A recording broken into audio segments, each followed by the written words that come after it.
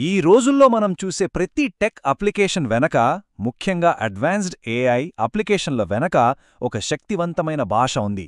అదేంటో తెలుసా? అదే డేటా మాట్లాడే భాష, ఎస్క్యూఎల్. దాని గురించే ఈరోజు మనం వివరంగా మాట్లాడుకోబోతున్నాం. సరే, ఒక ఏఐ మోడల్ తెలివిగా మారాలంటే దానికి విపరీతమైన ఇంధనం కావాలి. ఆ ఇంధనమే డేటా. మరి ఇంత విలువైన డేటాని ఎక్కడ పడితే అక్కడ పెట్టలేం కదా.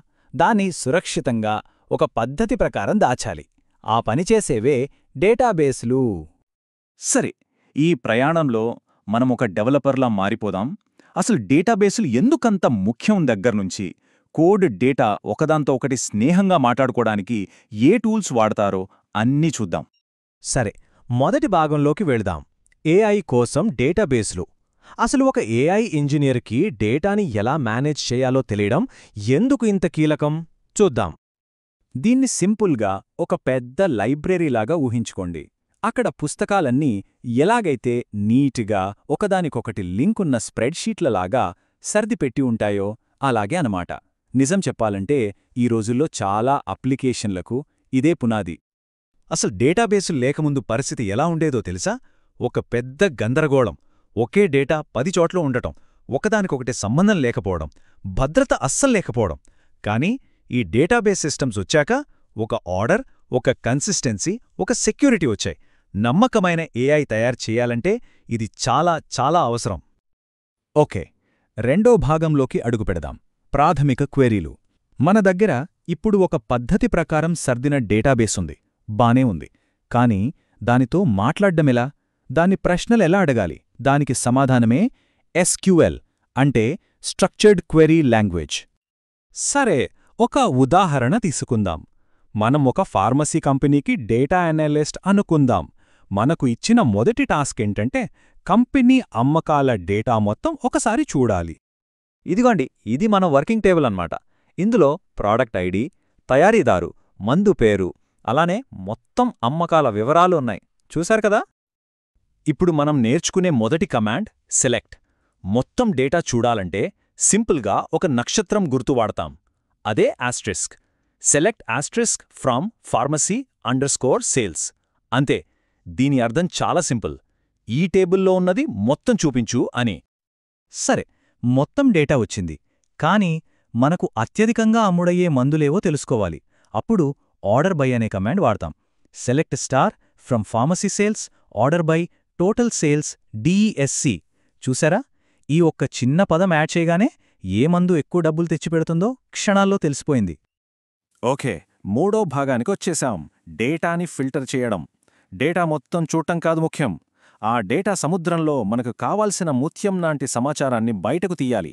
అప్పుడే ఫిల్టరింగ్, గ్రూపింగ్ ఎంత పవర్ఫుల్ అనేది మనకు అర్థమవుతుంది. మన డెవలపర్కు ఇప్పుడు ఇంకో టాస్క్ వచ్చింది. ఈసారి మరింత స్పెసిఫిక్గా. వాళ్లకు అన్ని మందుల వివరాలొద్దు. కేవలం పేరులో రిలీఫ్ అనే పదమున్న మందులు మాత్రమే కావాలట. మరి అదెలా? ఇలాంటి వాటికోసమే వేర్ క్లాజ్ని లైక్ అనే ఆపరేటర్తో కలిపి వాడతాం. చూడండి, select star from pharmacy sales where drug like percentage relief. ఇక్కడ లైక్ పక్కనున్న ఆ పర్సంటేజ్ సింబల్ ఉంది చూసారా? అది ఒక వైల్డ్ కార్డ్ అనమాట. దానివల్ల మనకు పూర్తి పదం తెలియకపోయినా టెక్స్ట్ని వెతకడం చాలా ఈజీ అయిపోతుంది. చూసారా రిజల్ట్? ఇదొక అద్భుతమైన ఉదాహరణ. బహుశా లక్షల్లో రికార్డులుండొచ్చు. కానీ మనకు కావలసిన కండిషన్కి మ్యాచ్ అయ్యే ఈ కొద్ది రికార్డులను ఎంత సులభంగా ఫిల్టర్ చేశామో చూడండి. ఇక్కడ ఒక చాలా ముఖ్యమైన తేడా ఉంది. దాన్ని గమనించాలి. డిస్టింక్ట్, గ్రూప్ బై రెండూ ఒకేలా అనిపించినా వాటి మధ్య తేడా ఉంది. మనకు కేవలం డూప్లికేట్స్ లేకుండా ఒక యునీక్ లిస్ట్ కావాలనుకుంటే డిస్టింక్ట్ వాడతాం, సింపుల్. కానీ ఆ యునిక్ గ్రూపుల మీద ఏవైనా లెక్కలు చెయ్యాలనుకుంటే, అంటే ఒక్కో గ్రూపులో ఎన్నున్నాయని కౌంట్ చేయటం లేదా యావరేజ్ కనుక్కోవటం లాంటివి చెయ్యాలనుకుంటే అప్పుడు ఖచ్చితంగా గ్రూప్ బై వాడాలి. ఓకే, నాలుగో భాగం జాయిన్స్. నిజం చెప్పాలంటే డేటాబేస్లలో అతిపెద్ద ఛాలెంజ్ ఏంటంటే ఒకే డేటాను మళ్లీ మళ్లీ రాయకుండా ఉండటానికి ఒకదానికొకటి సంబంధమున్న సమాచారాన్ని వేర్వేరు టేబుల్స్లో దాచిపెడతారు. మరి వాటిని కలపడం ఎలా? ఒక ఉదాహరణ చూడండి. ఇక్కడ ఎంప్లాయీల పేర్లు, వాళ్ల ఐడి ఒక టేబుల్లో ఉన్నాయి. వాళ్ల డిపార్ట్మెంట్ వివరాలు, మేనేజర్ పేరు ఇంకో టేబుల్లో ఉన్నాయి. ఇప్పుడు ఈ రెండిట్లో కామన్గా ఉన్నదేంటి? డెప్ట్ నేమ్. సరే, ఇప్పుడు అసలు ప్రశ్న, ఒక ఉద్యోగిని వాళ్ళ డిపార్ట్మెంట్ మేనేజర్తో ఎలా లింక్ చేస్తాం? ఈ సమస్యను పరిష్కరించడానికే జాయిన్ అనే కమాండ్ను కనిపెట్టారు. ఇది 2 టేబుల్స్ని వాటి మధ్య ఉన్న కామన్ కాలం ఆధారంగా కలుపుతుందన్నమాట. చూసారా, డెప్ట్ నేమ్ మీద మనం జాయిన్ చేయగానే ఆ 2 టేబుల్స్ కలిసిపోయి ఒక కొత్త టెంపరరీ టేబుల్ తయారైంది. ఇప్పుడు చూడండి, ప్రతి ఉద్యోగి పక్కన వాళ్ళ మేనేజర్ ఎవరో క్లియర్గా కనిపిస్తోంది. 5వ చివరి భాగానికి వచ్చేశాం, ఓఆర్ఎంలు. ఇప్పటిదాకా మనం చూసిన ఎస్క్యూఎల్ చాలా పవర్ఫుల్, నిజమే. కానీ పెద్ద పెద్ద అప్లికేషన్లు రాసేటప్పుడు అంతా ఎస్క్యూఎల్ కోడ్ రాయాలంటే చాలా కష్టం, కన్ఫ్యూజింగ్గా కూడా ఉంటుంది. అందుకే ఈ రోజుల్లో డెవలపర్లు ఓఆర్ఎం అనే ఒక స్మార్ట్ టూల్ని వాడుతున్నారు. ఓఆర్ఎం అంటే ఆబ్జెక్ట్ రిలేషనల్ మ్యాపర్. సింపుల్గా చెప్పాలంటే ఇదొక ట్రాన్స్లేటర్ లాంటిది. డెవలపర్ పైథాన్ లాంటి ప్రోగ్రామింగ్ భాషలో కోడ్ రాస్తాడు. ఈ ఓఆర్ఎం దాన్ని ఆటోమేటిక్గా ఎస్క్యూఎల్ భాషలోకి మార్చి డేటాబేస్తో మాట్లాడి పని పూర్తి చేస్తుంది. అంటే డెవలపర్ ఇకపై ఒక్క ఎస్క్యూఎల్ లైన్ కూడా రాయాల్సిన పని లేదు. ఈ తేడా చూడండి ఎంత క్లియర్గా ఉందో. పైన ఉన్నది పాత పద్ధతి, అంటే రా ఎస్క్యూఎల్ కోడ్.